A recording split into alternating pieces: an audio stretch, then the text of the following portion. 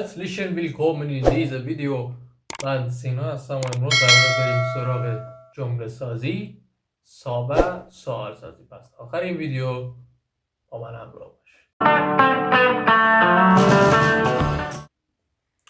خب اول از همه بریم سراغ جمله سازی و نکته‌ای که میخوام بهتون الان بگم اینه که توی جمله و چه سوال دو تا رکن اصلی رو داریم، یکی فعله و یکی فاعل.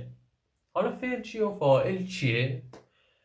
همونجور که میدونید فعل کاریه که انجام میشه، مثل رفتن، gehen، kommen، schreiben، lesen، buchen و بقیه کارا. حالا هر فعلی.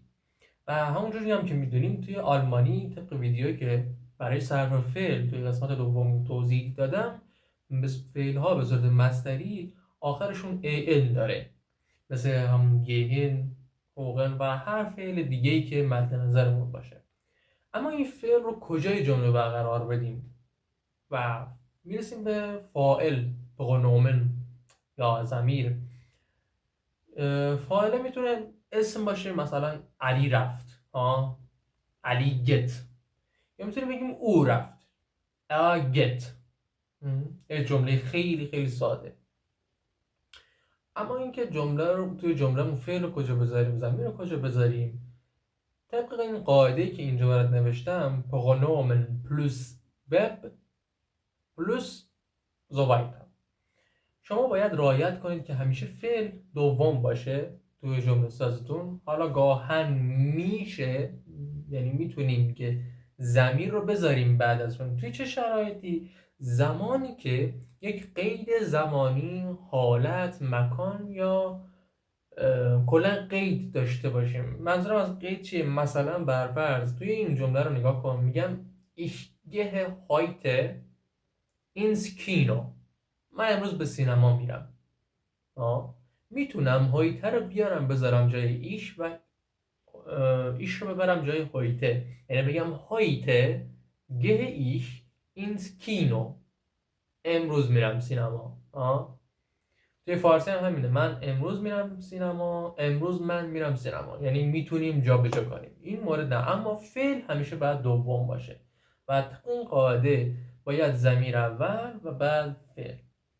پس پرونومن پلوس و. اما بریم سراغ سوال سازی.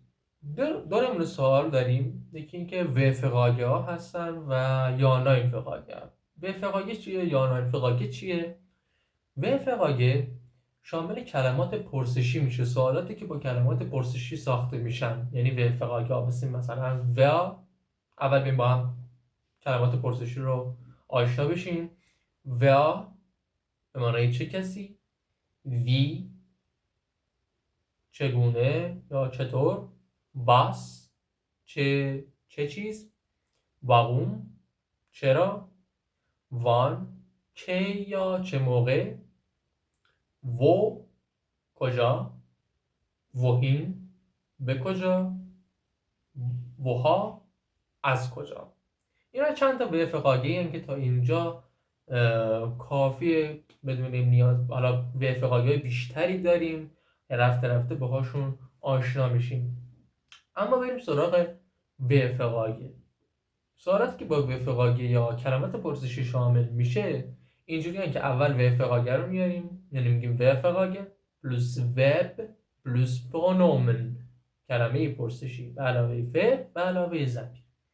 پس اول کلمه پرسشی رو میاریم، بعد فعل و بعد ضمیر. مثلا میخوایم بگیم که تو الان کجا هستی؟ میگیم wo bist du jetzt. دیگه فعلمون هم بلدیم که صرف فعل هم بلدیم قاعدتا و باید ضمیر رو بر اساس فعل صرف کنیم و در جایگاه خودش قرار بدیم. همونطور که میبینید کلمه پرسشی اول اومده، بعدش فعل و بعدش ضمیر. wo bist du jetzt، یه قید حالا زمانی رو به کار بردیم که ببینیم چه جوری میشه، یعنی کلماتی که نیاز داریم و بعدش میذاریم، دیگه کار نداریم، فقط باید رعایت کنیم که کلمه پرسشی فعل و فاعل. این از و فقاگه و در آخر میرسیم به یا ناین فقاگه. یا ناین فقاگه همونجور که اسمش پیداست، کلا فقاگه یعنی سوال، پرسش. یا که به معنای بله و ناین هم که به معنای نه.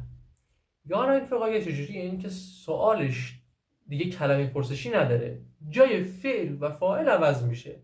یعنی میگیم چی؟ مثلا برفرض میگم ایشگه اینز کینو، من میرم به سینما.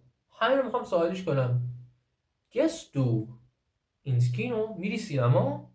پس ببینید فعل اومد اول، ضمیر رفت پشتش، یعنی فعل اول ضمیر دوم. گست دو اینز کینو، به این میگن یا ناین فقاگه. طرف مجبوره یا بگه یا ایشگیه یا بگه ناین ایشگیه نیشت. یعنی یا باید با بله جواب بده یا با ناین. حواسم رو بودن دیگه گفت این هدفونم من نظر دارم. پس باید یا با یا جواب بده یا با ناین، به همین خاطره که بهش میگن یا ناین فقاگه. خب امیدوارم که تا اینجا ویدیو آموزش براتون مفید بوده باشه. اگه سوال یا اشکالی داری میتونید توی بخش کامنت ها یا توی دایرکت از من سوال بپرس تا اصلا و بهت جواب بدم. تا ویدیوی بعدی، مخصوص